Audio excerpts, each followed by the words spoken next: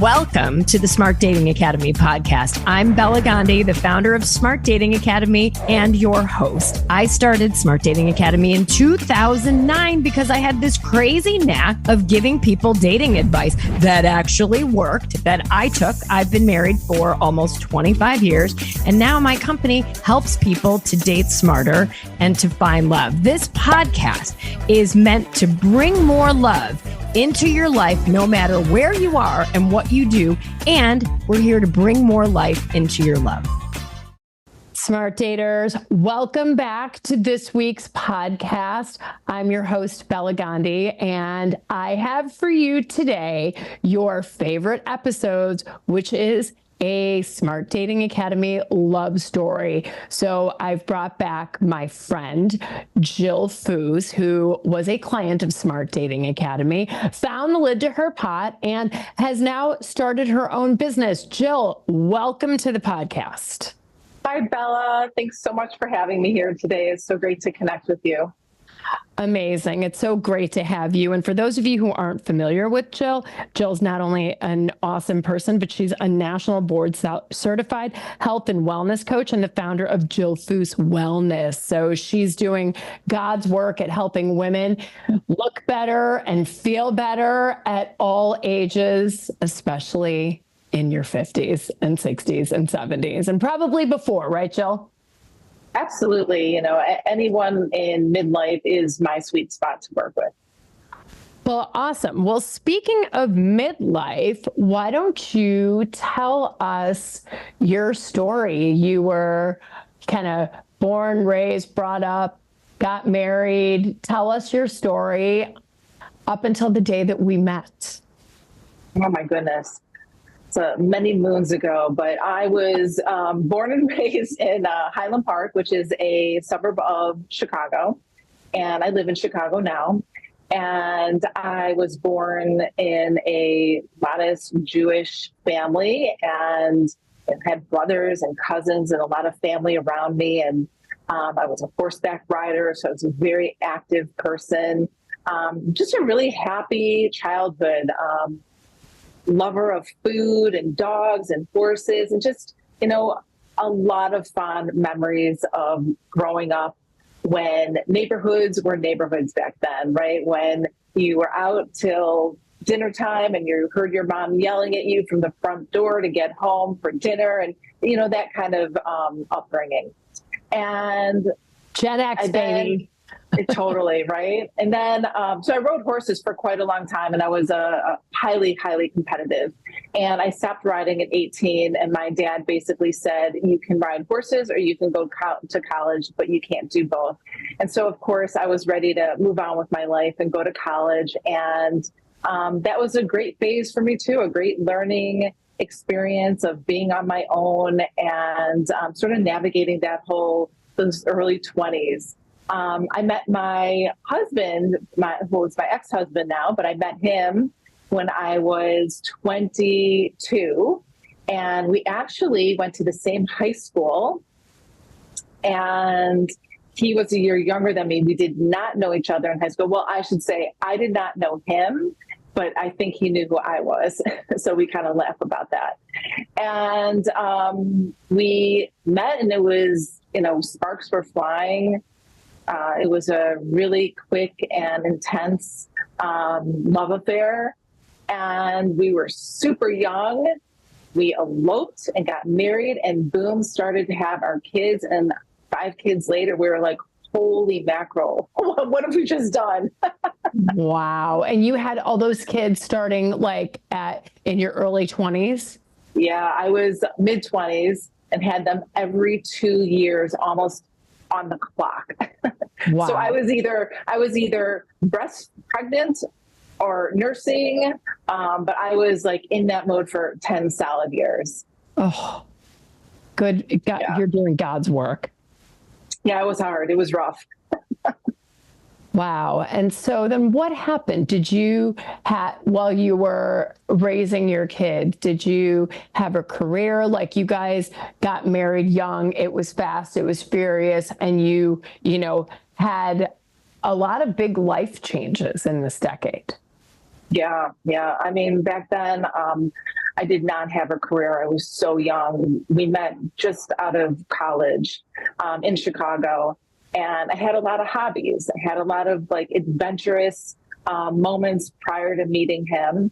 I was a scuba diving instructor. I was a master diver and lived on the island of St. John and took people out scuba diving every day. Wow. I lived in the redwood forest after college for a year and attended film school for a year and wanted to become an underwater documentarian. That was I thought I was going to work for Jacques Cousteau, and like that was what I wanted to do. Amazing. Yeah, but love is strong. And we're both from, like I said, from the same hometown. We were both living in Chicago at the time, and we just decided to go for it and didn't think too much about it. We were babies getting married. And so I never started a career. And my career was raising my 5 babies. Within raising my kids, I had started numerous careers on my own, started different types of companies, which is eventually how I met you. But no formal type of long-term career for me in terms of going out of the house and doing something. And I was fine with that. I was very good at having babies. I had very easy pregnancies.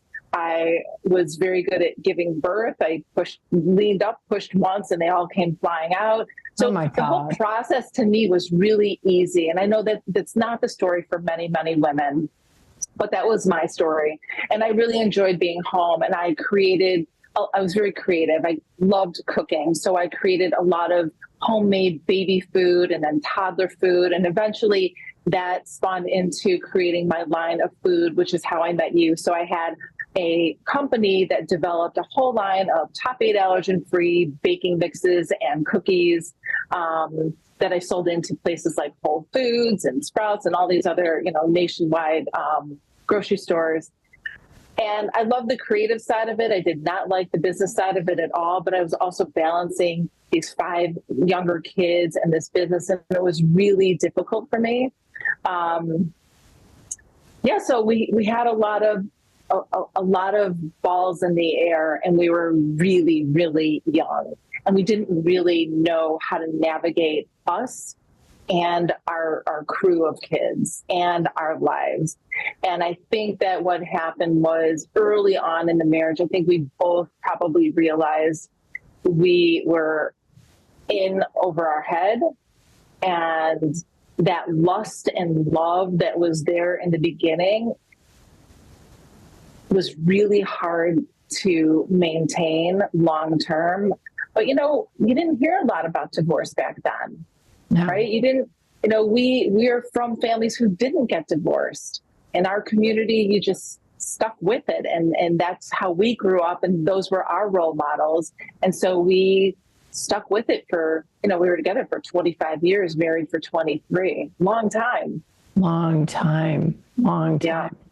And so when do you feel like you first started to realize, I think we might be on different pages? Year 2. Year 2. Really early on for me. Yeah. It's interesting when I ask people sometimes, even in the dating world at Smart Dating Academy, and when we review past relationships, it's like, when did you first see the red flags? It's super, like, with time and with wisdom, most people will say the red flags were there pretty early. Oh, I would say the red flags were there before we even got married. But, when you're so young, it's so easy to say now looking back on it, right? But when you're in it, all you feel is that lust. And we had a lot of sexual energy between the two of us. And that's pretty much what kept us together the entire time. And that brings me to a really interesting point. A lot of women that I've talked to, or men, say that as soon as they realized the marriage wasn't what they wanted or what they needed or what they longed for, the sexual relationship went bad, right? It went south. That wasn't the case for me and my husband. We kept that alive.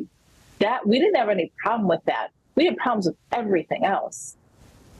Communicating, navigating each other's desires in life, outside of the marriage, who was staying home with all the kids and who was getting a break, right? All of those things we could not get right, but we did get the sexual relationship right. And I know that sounds really unusual.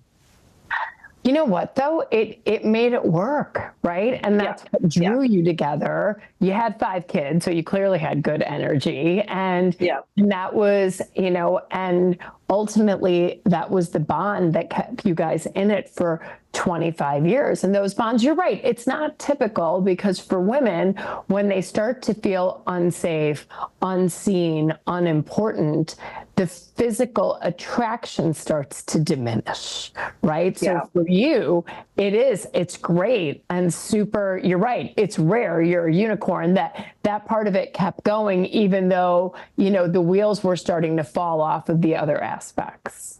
Yeah, exactly. But it's good that it was the glue, because it makes it a lot more fun. Yeah, definitely, for sure. Yeah, I don't regret that part. No, that sounds great. And so what was the moment? How did you guys, decide to uncouple? We had talked about it for many, many years, maybe even over the course of 10 to 15 years. We would have talks about it. We went to counseling independently. We went to counseling together. We really did try to utilize resources outside of us to try to keep it together for the family.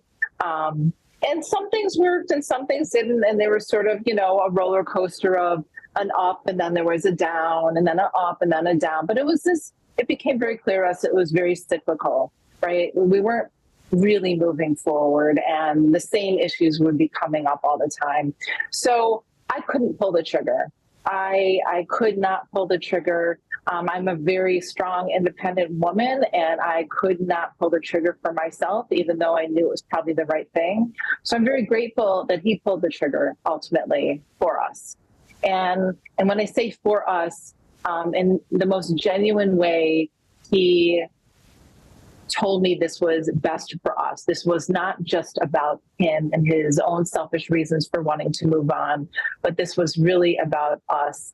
And you say the word uncoupling, and who was that famous, who was that famous couple that used that word uncoupling? It was the woman behind Goop. What's her name? Gwyneth Paltrow.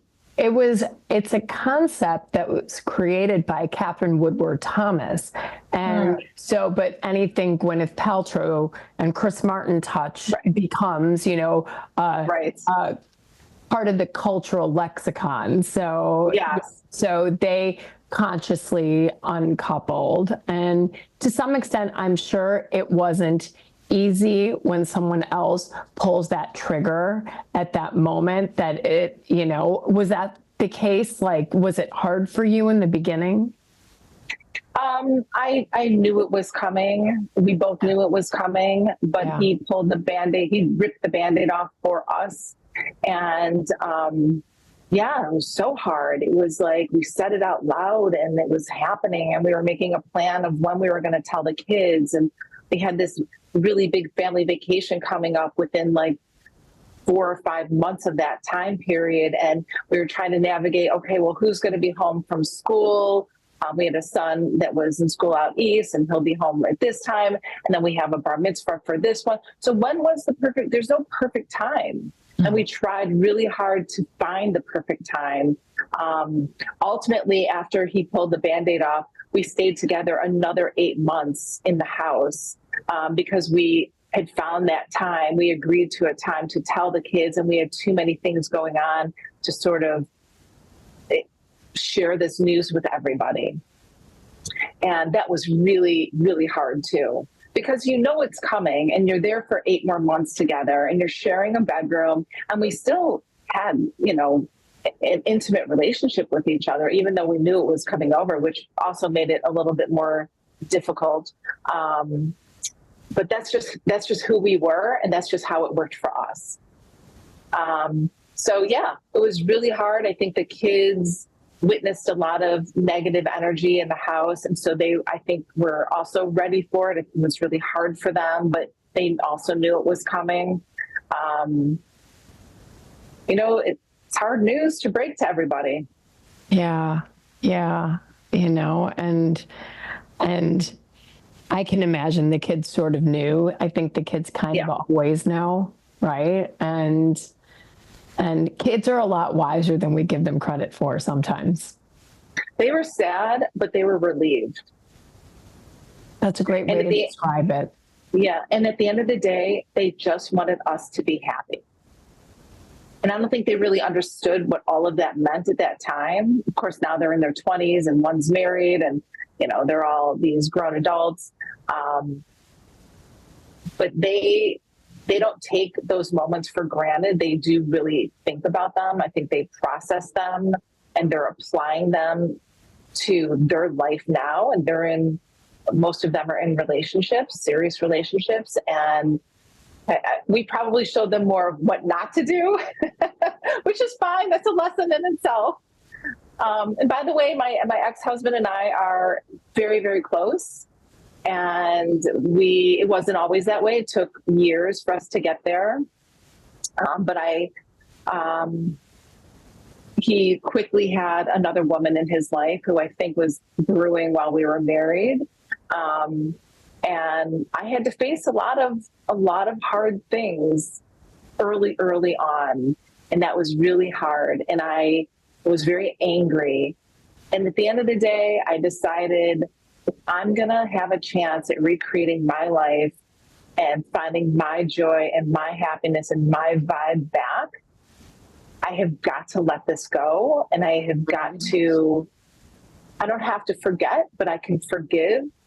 And it's easier to get along than not get along. And we have we are the modern family. We have a great relationship. Oh, that's so nice and rare. So kudos to you for doing the work to get there. Like you said, it was hard, Yeah, it was hard. He pulls the trigger. Somebody new comes into his life. You've got 5 kids. That's like a pretty big asteroid hitting your world. And I think now if we flash to you're in the middle of divorced, you and I were both doing television and met in a green room at Fox. I think that was our first encounter with each other. You were talking about your food line and I was talking about dating tips. Yeah, exactly. I got separated at the end of 2016, where I'd already been on the Chicago channels, the news stations, for probably 3 years at that point, always doing live food demos, healthy cooking demos. And so when you and I met, it must be somewhere around mid 2017 to 2018. And I was like in the throes of just a horrible, horrible time in my life. It was the darkest time. And I had to somehow get in front of this camera and make it happen. And it was really challenging for me, but I did it. And you did it, and you were awesome and beautiful and vivacious, and not a soul alive would have known, including me, what you were going through. So you're tough, Mama. Yeah, I tried to do my best in every moment. And some moments looked uglier than others, and some moments looked really beautiful. And it's like our hormones, right? It's just fluctuating up and down and up and down. But you're in it. And I was in it for the long haul. I wanted to recreate myself. I wanted to do something really special with my life. And I didn't know how to start, where to start, what tools I needed. I just knew I had that vision. Okay, that's the starting point of everything. Like, I don't want to do that again. I want to do something else. I don't ever want to recreate that. So you called and decided whatever you had heard at Fox, I'm guessing compelled you to call, and we had a conversation and we started working together. Yeah, so when we were in the green room, I remember you asked me what was I doing, what about my company, and I asked you in return, what are you doing, what's with your company, and I at that point I had not gone online to date on the apps. I hadn't been set up with anyone, I hadn't met anyone, I hadn't really even thought. Of course, yeah, I probably thought about what is that going to look like for me because my ex was already like deep in a relationship very, very quickly. Like I said, it was someone, we knew, and it looked really easy, and there was a flow there, and my kids were like, what is going on? I was like, how could this happen? And so there are a lot of feelings going on, but when I met you, it was just sort of, sometimes you just meet people at the right time. It might look like and feel like the wrong time, but it's the right time. And so I thought about, okay, I haven't been dating in 25 years. I have no idea what that looks like. Obviously, I don't want to make the same mistake twice and go for a man who's not going to be, good for me. And I need to recognize red flags. I need to also recognize the red flags in myself, right? It's not just the red flags in the other person. It's what about the red flags in myself? And so I called you and met with you. I forget where we met, but you ran me through this whole questionnaire and just made me feel really relaxed because I was not that relaxed on the inside. There was a lot of anxiety. I was very nervous. No, I totally. And also a little embarrassed, right? Here I am. I'm this age. I was in my mid 40s, and I felt embarrassed that I was now a divorced woman, right? And I know other women have felt this too, right? It's like, I'm a very competitive person, and I was a great athlete. And so I like to win, right? I didn't want to fail. Divorce in that moment was a fail for me. I could not figure it out. Now for me, I feel badly that my kids had to go through it. But at the end of the day, we're all happy and this amazing blended modern family. So it all worked out. But back then it felt like a really big fail to me.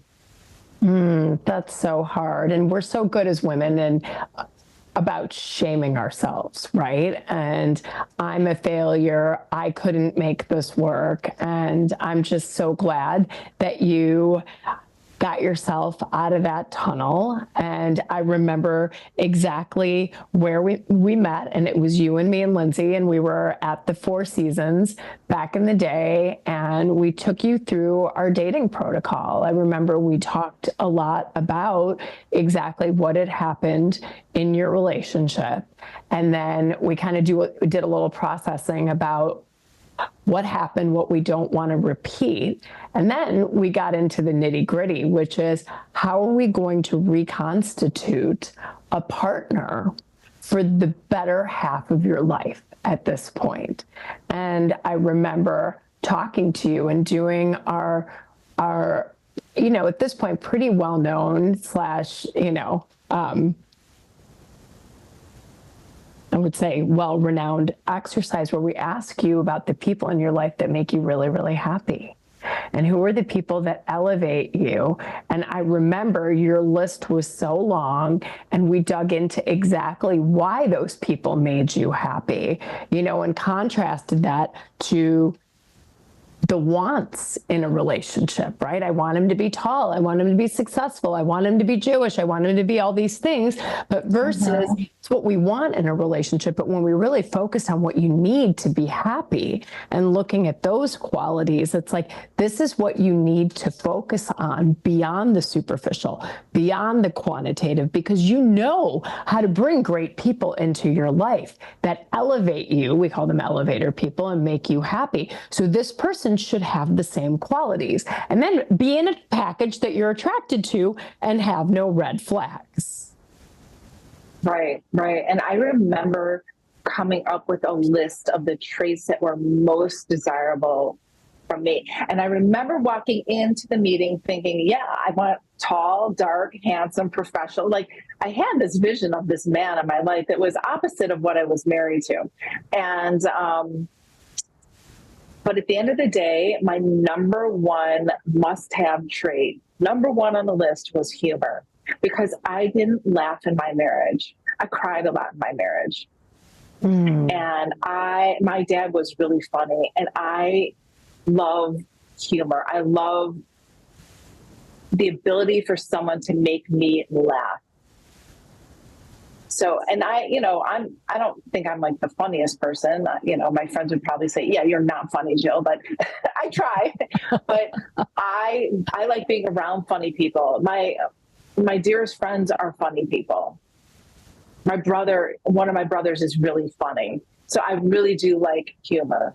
And that became my number one thing. I had to have be with someone who was going to make me laugh. Oh my gosh. Well, awesome. So yes, funny humor is reflected by two qualities, usually. It's intellect and positivity. Right? Because if somebody can see the humor in a situation, see the humor in themselves, make light of a situation, or find the bright light in it and look at it in an intelligent way, that's a lot of what humor is based in, right? So many people will say funny. I'm like, you're not looking for a stand-up comedian funny, but you're looking at somebody like you said, I didn't laugh in my marriage. And then when you get a good lid to your pot, a good partner who is positive and is an elevator person and helps you to be the best person that you can be, there is laughter just by the natural scope of that. Right. Not the funny kind of humor where you're making fun of somebody. Totally. Right. That I grew up with, that I didn't like, but just the humor that you're talking about. And you're right. It comes with a high intelligence. It's high intelligence, and it's not grounded in negativity. That's sarcasm. Right? Sarcasm is ultimately born out of meanness and negativity, but humor and wit are positivity and intelligence. Yes. And so, okay, so you came in, I remember you did your photo shoot, you were spectacular looking, this gorgeous little thing. We do a photo shoot. Now, what happened in your dating life since then?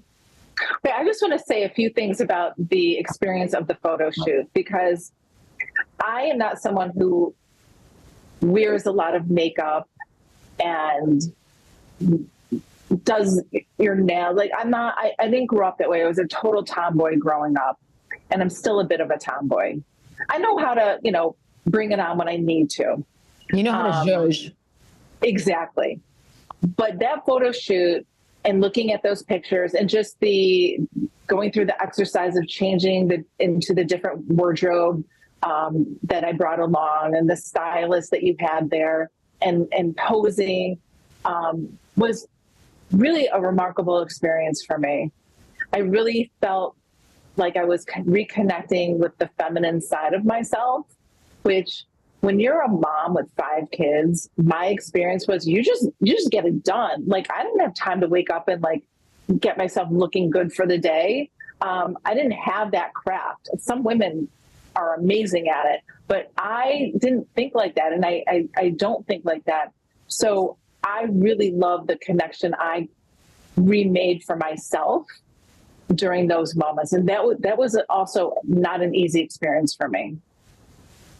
No, it's interesting that you say that. I think that photo shoot, sometimes my married friends tell me, like, I want to do your photo shoot, right? Because there's something about the experience of, like you're saying, reconnecting with yourself and having somebody else see the beauty in you and highlighting those assets and having you wear things that make you look good. And then when you're in the hands of professionals, you become more confident immediately in front of the camera. You feel more feminine, right? And there's magic that happens in that day. I can't say enough about it, because it's transformed so many people, which is why, I don't know of another date coach anywhere that includes photos in their coaching packages. We still do it. It's kind of like a gift to every one of our clients. Like we want you to see how beautiful you are in front of a camera, because every person comes in saying,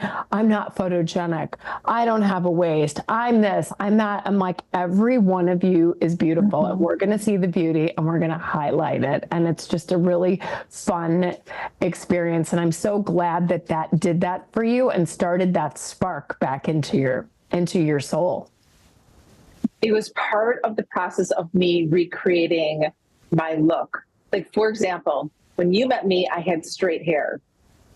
And it wasn't until I went into a yoga studio, a hot yoga studio, and I came out and my straight hair looked like this. And somebody turned to me and said, did you have lots of curls? And I said, I kind of knew it was wavy, not really. And they said, you should really, wear your hair curly, try it out. And so I went to a curly hair person and recreated my hair to be curly, which is the natural form of my hair. And so it was just, your photo shoot was just one step of a lot of steps towards recreating not just who I was inside, but also how I presented myself to the world. I love that. And so tell us about your dating life and then how you met the lid to your pot. Yeah. So after I used the photographs. The whole point of the photo shoot is to use those photographs on your dating profile. And so I did all of that, and with all of your help. And I really embraced dating on the apps. I did not want to meet another dad in my community. I had 5 kids. There were a lot of families that I knew. I wanted to have a great experience, and I totally embraced it. I thought of each time I went on a new date as being an exercise in a muscle that I haven't used in a really long time. Right? From walking into a restaurant and not knowing the person and having to say hi and shake their hand or whatever it was. And is everyone looking at you and going, that's a date. That's a first date. That's an app date or something like that. Right. So just dealing with all those little nuanced components, but I loved it. I dated for probably, 18 months. Not a lot, but a handful. I went out and met a handful of men and had an amazing time. I loved meeting new people, and I loved talking about myself. I loved asking questions about them. To me, it was all just part of the bigger program, the bigger vision that I wanted to get to. And I knew that you have to go from step A to step B. You can't go from step A to Z. You have to do the little steps in between, which is probably why at that point I became a health coach. See, it's like one step, 2 steps, right. 3 steps. And so you went on a variety of dates. And then what was your last first date? That was a setup. I had never been set up with anyone before. And it was during COVID. Yes. Yeah, it was during COVID. And it was me and 2 of my women friends were having dinner at my house because back then, of course, you couldn't go anywhere. And we were all single at the time. And they'd been single longer than me. And we were all sort of thinking about who we dated that might be good. Didn't work out for me, but might be a good person for this woman here. And so one of them said, oh, I know this man who lives in Chicago, and I think it's worth a shot. I think that you guys would actually get along. I was like, great. I was always up for most anything, right? What's the worst thing that can happen? It doesn't work out. Great. You still had a fun time. I just embraced all of it. And so she got a hold of him, asked him if he would be up for meeting me. And then he called, and it was on Memorial Day that we decided that he would come up from Chicago to Highland Park, and we would just go for a walk outside. Because again, it's COVID. It happened to be like super hot out that day. So he showed up, and we went for like a 2-hour walk, and it was amazing, right? Because he asked me so many questions about me. He was so engaged with finding out about me. And I'm a really fast walker, and he's not as fast of a walker. So he jokes that he was always like 10 feet behind me and tried to like scooch up really fast to like hear my answer of a question. So we joke about it. And guess what? He was funny. Like, I was laughing a lot. I mean, we shared stories and stuff, but for the most part, he had that humor that I wanted so badly in my life. I love that. And then what happened? So you go on this walk. So we go on this walk, we get back, and I don't think either one of us was like, I think we were both very, very curious. He didn't look like the vision that I had in my head for myself. And I know I didn't look like that vision that he probably had in his head that he'd been used to. And so he called the next day and asked if he could come up again. And we made dinner on my deck. And I took it really slow. Oh, here's another thing I did. Good. I hired a therapist for myself before I met him. And I told myself that I was going to work with a therapist to work out these other kinks in my life, and that this therapist was going to stay along for the ride when I met this special person, whenever that was, and that I was going to work on myself at the same time that I was getting to know a new person that I was really curious about. So it was all of that. And it was amazing because I had someone on my side that I could go and talk and debrief. I would debrief my dates with my therapist. I love and that. Yeah, it was great. It was one of the best decisions I ever made for myself.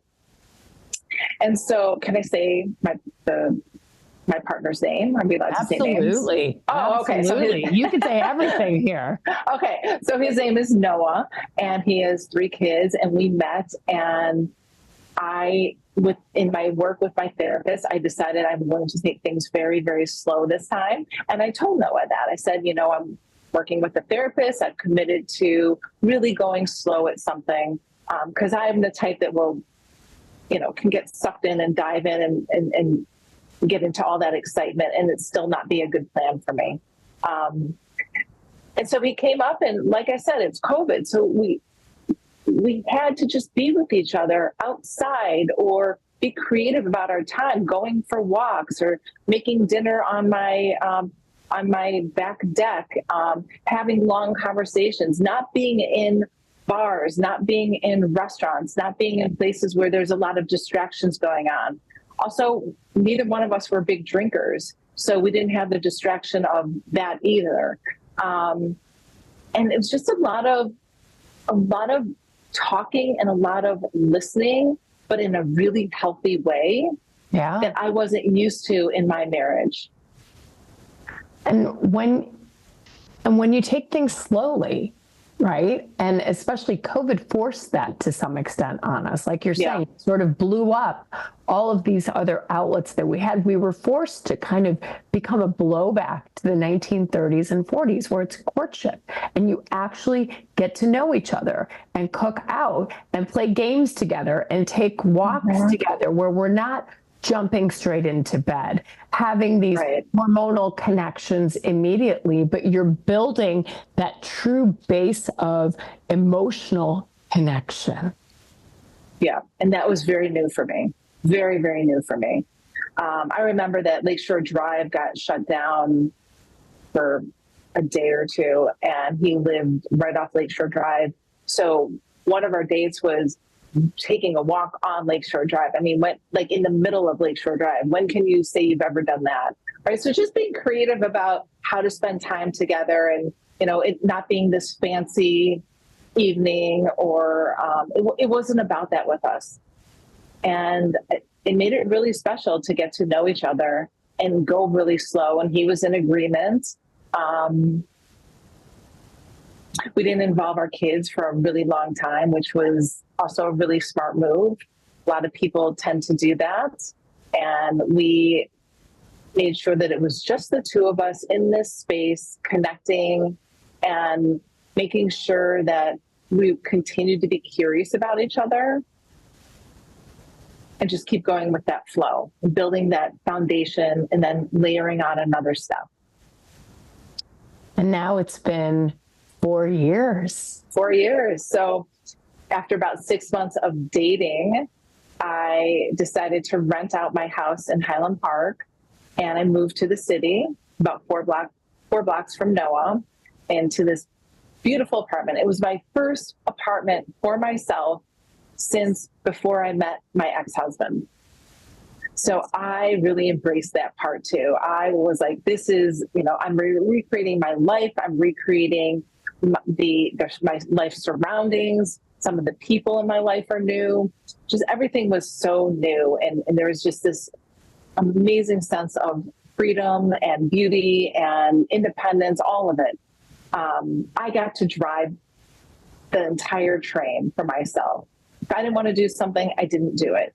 I was really intentional about my decisions and about where I spent my time and who I spent my time with. So I moved to the city and lived there for a year. Noah and I continued to spend a lot of time together. I have 2 dogs, so I would bring the dogs over to Noah's. And, at this point, we're spending a lot more weekends together. And after my lease was up in a year, I then moved in with Noah. And we've been living together now 3.5 years. That's awesome. Yeah.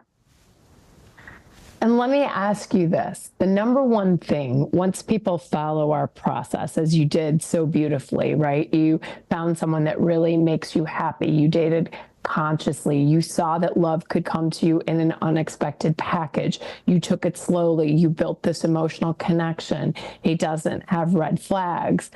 I always say relationships are hard and they're work, but overall, it should feel easy to be together. Oh, yeah. It feels very easy. Of course, we're like a regular couple, and there's for sure things that we have to talk about, right, and work through. But overall, it's really easy, delightful. I think that's a really good word. It's just delightful. He's just a delightful human. He has the intelligence and the wit to be funny, and my children adore him. They have their own relationships with him. I have a really nice relationship with his children. Our children all have a nice relationship with each other. They consider each other stepbrothers and sisters. So every holiday season for Hanukkah, we hire a blackjack dealer, a professional blackjack dealer or poker dealer. And he comes over and we have this big dinner, and then we create this big poker evening for all the kids, and their Hanukkah gift is cash, and they use it for the game. And it's like this tradition that we've created for our kids, that they look forward to these traditions, and it's fun and loving. And by the way, my ex-husband and my partner Noah get along amazingly well, so we can all be together. So my ex-husband now comes to the holiday dinners, and he now has a partner he has a new partner now, which makes it a lot easier. And she's lovely, and she's now in the big family unit. And I feel really, really fortunate. I feel really fortunate for my kids, because it's a lot easier for them, and it's just a lot easier for the adults.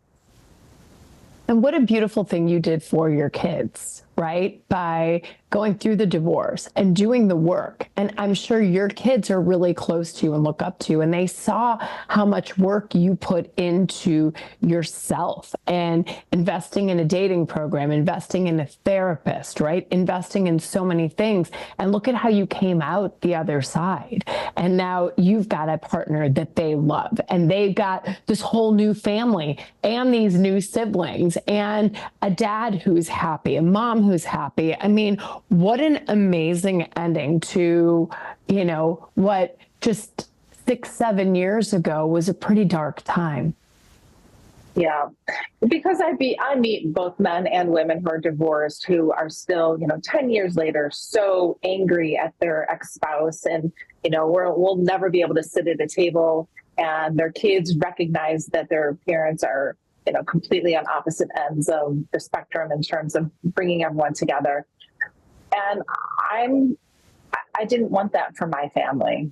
And at the end of the day, yeah, the divorce sucked and it was really hard and really painful, but it gave me my life back. I'm so happy for you. So you would tell someone sitting in your situation that hasn't dated in a while, do this for yourself. 100%. I truly believe that there is someone for everybody, but to also embrace the path to get there. Yeah. Whatever that path looks like, embrace all of it. Embrace the lows, embrace the highs. I health coach for women. I know we're going to talk about that down the road, but a lot of women say, well, what if I make a mistake? I said, there's no mistakes. There's only learning moments.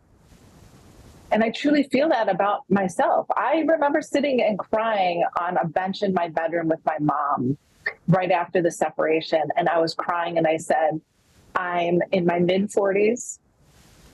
I have 5 kids.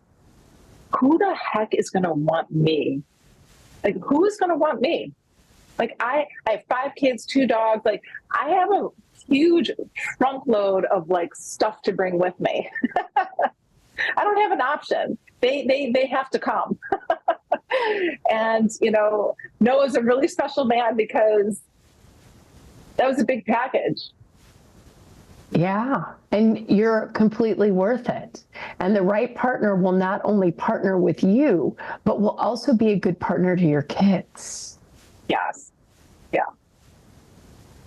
Oh, I love this story. And so you found the lid to your pot and you've career pivoted as well. You're a health coach now. Yeah. Yeah. So after the food company, when I met you during my divorce, I had to let that company go because I was in such a horrible place in my life. I couldn't focus on it anymore. I didn't enjoy it. I didn't want to do it anymore. I just wanted to curl up in a ball and go hide under a rock somewhere. And my partner at the time recognized that. He's an amazing man himself. And we decided to just close up the company. And so during my divorce, right around the time I met you, I decided I need to do something to distract my brain because this is just crazy. I don't have my kids all the time anymore. Some kids are gone to college at this point. So what am I going to do for myself? So my whole life I've been engaged in a healthy lifestyle. And I've always helped people. I'm very resourceful. And I decided I'm going to go back and become a health coach. It's what I do naturally. It's what I have a passion for. I'm just going to make a career out of it so that I can, make money. And this is my career. And it's no longer going to be just a hobby. And what better time than now when I need to pivot my mindset and find my passion again and reconnect with that. So I took 2 or 3 different health coaching programs online. It took me about 2 years to get through. I then studied for my national board exam. I passed that the first time, which is really hard. Congratulations. Yeah, thank you. That was back in 2020 when I passed that. And I set up shop, and it was COVID. So everything was telehealth, which made it really easy. And I just started engaging with people and learning more about how to run the business side of things, and decided what my main focal point was going to be, which is working with midlife women. So women who are going through perimenopause, menopause, postmenopause, and beyond, and help them with those lifestyle interventions, help them with that journey of building that healthy foundation, help refer them out to physicians if needed, expose them to another way of thinking about their health and wellness status, another way of thinking about their longevity, how they want to be when they're 70, 80, and 90 years old. So really getting them out of what's going on just today and thinking about what's the total picture of my health. That's great. That's great. And do you give them nutritional advice and exercise advice, the whole thing with regards to health and wellness? Right. So a health coach works on those lifestyle interventions. So we work on nutrition, stress management, exercise, creating a sense of community for yourself. We help with sleep hygiene, right? What's a routine to help you with sleep? And in the menopause transition, I mean, I was in perimenopause when I was going through my divorce. And so I remember, that I wasn't in my 20s anymore.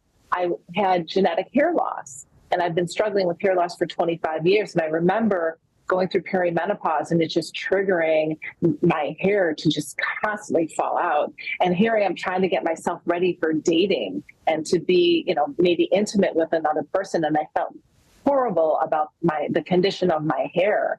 I lost like a third of the volume of my hair. And so the things I work on with my female clients is just that, right? How to optimize their overall health equation, right? What genetic predispositions do they have towards maybe different chronic disease states like metabolic dysfunction, like type 2 diabetes, is there family history of heart disease, anything that they're dealing with, how to optimize the lifestyle component to all of it. So that's what health coaches do. We play a role in sort of connecting the dots between maybe a medical diagnosis or a health vision you might have, and then real life. How do we get from here to there? And how do we make it sustainable? And how do we make it enjoyable? Because at the end of the day, if whatever your health equation is doesn't bring you joy, it means nothing. No, it's so true. So I'm asking for a friend here. So let's say, nutrition wise, all of the things, to eat whole foods and drink a lot of water, and you're really good at that. But then, 5 o'clock, 6 o'clock rolls around and your emotional resolve after making 1,000 decisions all day long, you're like, that cookie looks really good. And then that might lead to 2 or 3. Do you have any advice for people in that mode? Like, plan out your food and only eat what you write down. Or I'm always looking for tips and tricks, for my friends and maybe myself as well. Haha. So I think one really important thing to understand about a health coach is that we are not here to tell our clients what to do. We are trained to use science-backed strategies, so strategies that have been clinically tested that we know are going to work. At the end of the day, we want our clients to have autonomy and agency over the decisions they make. If we know that if I say to you, Bella, listen, at 5 o'clock, I want you to do X, Y, and Z instead of what you're already doing. Well, then you're doing it for me. You're not doing it for you. It hasn't come from you. It hasn't come from this intrinsic motivation for you to make that change because you have a vision and a goal that you want to get to. So we use some very savvy science-backed strategies to help our clients come up with strategies to change their behavior. So we talk about things like, what's your why, right? What have you done before? What brings you joy? Why is it important for you to make this change? So it's very conversational because you're the expert in your own life. I'm the expert in my life. But if somebody tells me to go do something and it's for them, the chances of me utilizing that strategy as a long-term sustainable behavior change drop significantly. So we help our clients create or find and reconnect with that intrinsic motivation, that energy within themselves. Everybody is capable of making these changes. But maybe because based on their past experience, it didn't work. Maybe someone keeps telling them they need to make the change, so that's not going to work. So for someone like in that scenario, we would talk about what have you tried before? What has worked before? What are your ideas around making this change? Because I want the idea to come from you. So yeah, if the client is like, listen, I have no ideas, I really need some strategy, I really need help, then of course a health coach is going to come up with, we have one strategy, which I love, is called brainstorming. So you and I would have a brainstorming session. You would take a turn first and come up with an idea about what you could do instead of eating the cookie at 5 o'clock, then it would be my turn. And we'd come up with maybe like 5 different ideas. And maybe one of those ideas is something like, oh, you know what? I think that I can do that one. And so we set up a goal. We set up a really savvy goal. We call them SMART goals, right? And when people set up goals, usually they don't really think them through. They don't think about these nuanced components. Like if you want to get up early in the morning and get your workout done, what does that mean to you? Do you have to get a water bottle ready? Do you have to set an alarm? Do you need to get your clothes out? Pack your gym bag? Are you working out in your basement? Like there's a lot of nuanced things people don't think about. But once they do, and they make a commitment to it, they're then able to sustain that behavior change. No, that's so true. It's kind of like know thyself ultimately. And like you said, reconnecting with that motivation, because that's internally driven. It can't be externally put into you. Yeah. You know, the beauty about being a health coach is that we don't have to pretend to be the expert in the room, because it's not about that. We want to encourage our clients to become the expert for themselves. It's within them. They're just not tapped into it. I love that. I love that. And it's the same thing with dating. Once you learn a process, right, you can use that process years after you learn the process to find the perfect lid to your pot, right? And so exactly. I always tell clients that come through Smart Dating Academy, my job isn't to guarantee you love on my watch, like during your tenure with us, but it's to teach you a process that, you know, when God or the universe ultimately says, okay, Jill, this is going to be your last first date. I don't know when that's going to be, but I know that learning how to do this, you will get there and you'll avoid dumpster fire toxic relationships along the way. Yes, exactly. Well, it's the same process for health and wellness coaching. I love that. And do you have any gems that you want to drop on our listeners before we sign off? Yeah, you asked me in the beginning before we went live, what are 3 of my top tips for, especially for midlife women? And so here are some tips to think about. One is most women in midlife are not eating enough protein, and protein is really important because as we age, we start to lose that lean muscle mass. We start to gain more fat, especially around our midsection.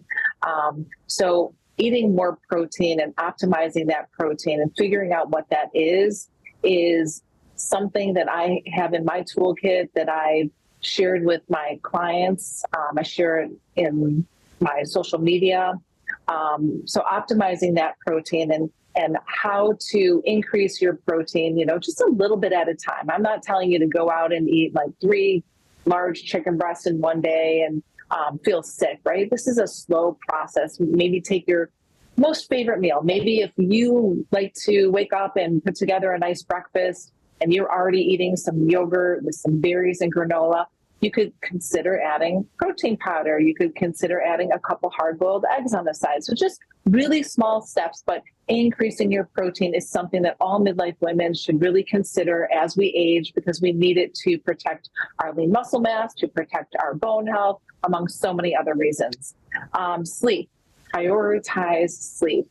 I don't want to get into drinking alcohol because that's a really personal decision for a lot of people, but I would say that prioritizing your sleep is incredibly important, because while we sleep, and I don't mean the sleep after 2 glasses of red wine that make you feel tired and sleepy. I mean truly deep restorative sleep, right? You're getting that 8 hours of sleep.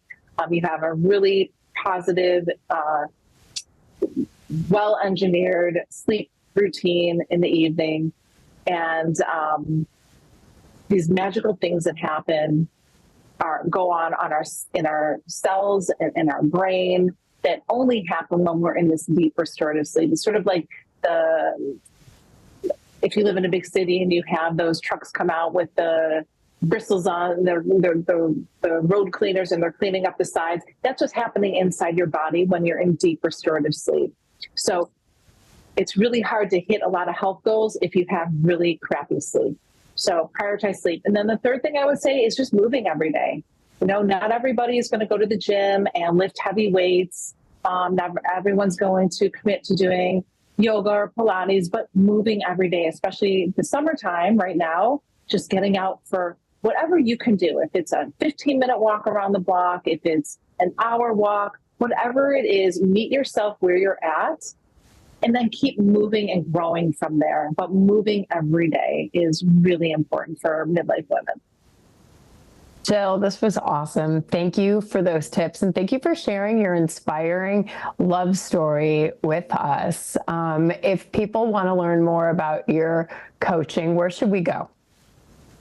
So you can go to jillfooswellness.com. That's my website. And then on there, you'll see all kinds of information. I have a free blog. I have a podcast connected to that, which is also on all the other streaming platforms, called the Health Trip Podcast, where I feature conventional and functional medicine doctors, and all we do is talk about midlife women's health. And then I have all my services are on my website, so you can find all the different things that I offer. And I always offer a complimentary 30-minute Zoom consultation to talk about your specific needs. Oh, Jill, you're awesome. And I'm sure you would be a great health coach to people. And I know that you're very coachable in addition to that. So I think coachable people make great coaches. So thank you so much for being so generous with sharing the real juice of your life. And I think so many listeners can relate to where you were in your marriage and how dark it was. And I hope that, dear listener, if you're sitting there wondering if you're ever going to find the lid to your pot, listen to Jill said it felt like her life shattered, right? And she rebuilt step by step, brick by brick, is in a better place than ever. So I want you to be inspired by Jill's story. And I want you to get psychotically optimistic about your own future right now, because it starts with how you think about it, right? If you focus on, I want you to think today about, what does that great future love feel like? How do you want to feel when you're with this person? And I want you to think about that, and I want you to journal about that. And if you have any feedback on that, come to our site and email us. We'd be happy to look at your thoughts about what makes you happy and how you want to feel in your next relationship. So as always, until our next episode, thank you for listening. If you loved this, give it a 5-star rating, write a review. We read every single one, and we are so grateful. And thank you so much for making the Smart Dating Academy podcast part of your day, and we'll see you next time.